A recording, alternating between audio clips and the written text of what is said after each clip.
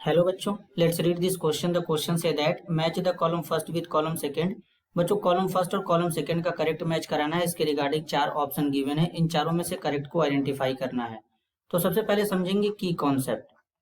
की कॉन्सेप्ट की कॉन्सेप्ट क्या होगा बच्चों? Properties of amine. अब बेसिकली बच्चों यहाँ पर सबसे पहले देखेंगे क्या गिवन है, टेट्रा इथाइल अमोनियम आयोडाइड।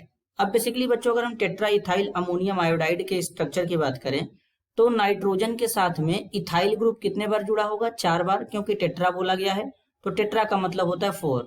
तो टेट्रा इथाइल कुछ इस तरीके से, यानी नाइट्रोजन के साथ में 4 बार इथाइल ग्रुप जुड़ा होगा। तो 4 बार इथाइल ग्रुप हम लोग लगा देंगे कुछ इस तरीके से। इसके बाद बच्चों नाइट्रोजन जब 4 बॉन्ड वाला लेता है तो नाइट्रोजन के ऊपर प्लस चार्ज आता है, तो या तो प्लस चार्ज यहीं पे लगा दे या फिर ब्रैकेट के बाहर इस तरीके से लगा दे, तो अभी इसको टेट्रा इथाइल अमोनियम कहते हैं। अब आयोडाइड है तो यहाँ पर क्या हो जाएगा? I माइनस हो जाएगा। अब इसमें अगर हम देखें तो नाइट्रोजन कितने कार्बन से जुड़ा है? नाइट्रोजन 1 2 3 4, यानी 4 इथाइल ग्रुप है। एक इथाइल ग्रुप में 2 कार्बन होता है, तो इथाइल ग्रुप का एक ही कार्बन केवल नाइट्रोजन के साथ जुड़ता है।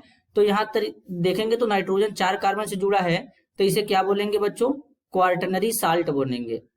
क्वार्टनरी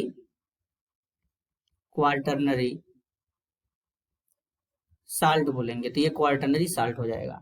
तो ए का मैच क्या हो जाएगा बच्चों? ए का मैच हो जाएगा आर के साथ में।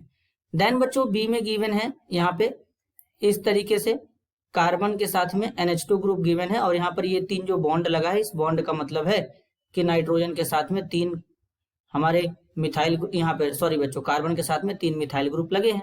तो अब यहाँ पर अगर हम देखें तो नाइट्रोजन कितने कार्बन से जुड़ा है? नाइट्रोजन केवल 1 कार्बन से जुड़ा है, और 1 कार्बन से जुड़ा है मतलब यह क्या हो गया? प्राइमरी एमीन हो गया। बच्चों जब नाइट्रोजन 1 कार्बन से जुड़ता है तो प्राइमरी एमीन, 2 कार्बन से जुड़ेगा तो सेकेंडरी एमीन, 3 कार्बन से जुड़ेगा तो टर्शियरी एमीन, 4 कार्बन से जुड़ेगा तो क्वार्टनरी एमीन कहते हैं।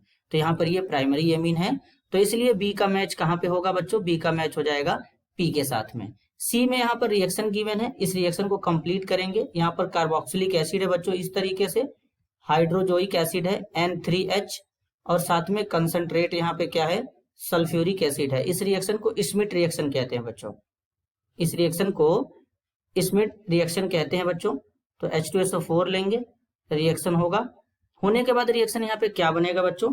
यहाँ पर एमीन बनेगा, RNH2 एमीन बनेगा, साथ में कार्बन डाइऑक्साइड और नाइट्रोजन गैस बाहर निकल जाएगा। तो बेसिकली यहाँ पर इस रिएक्शन को क्या कहते हैं?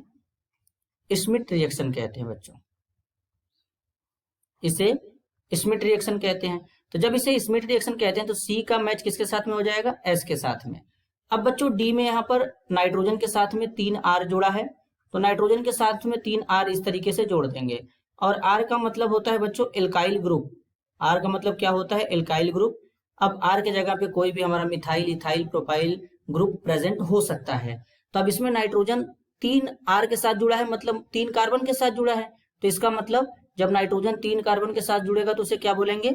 टर्शियरी एमीन बोलेंगे बच्चों, टर्शियरी एमीन बोलेंगे। तो ये क्या है? टर्शियरी एमीन है। तो यानी डी का मैच किसके साथ में हो जाएगा?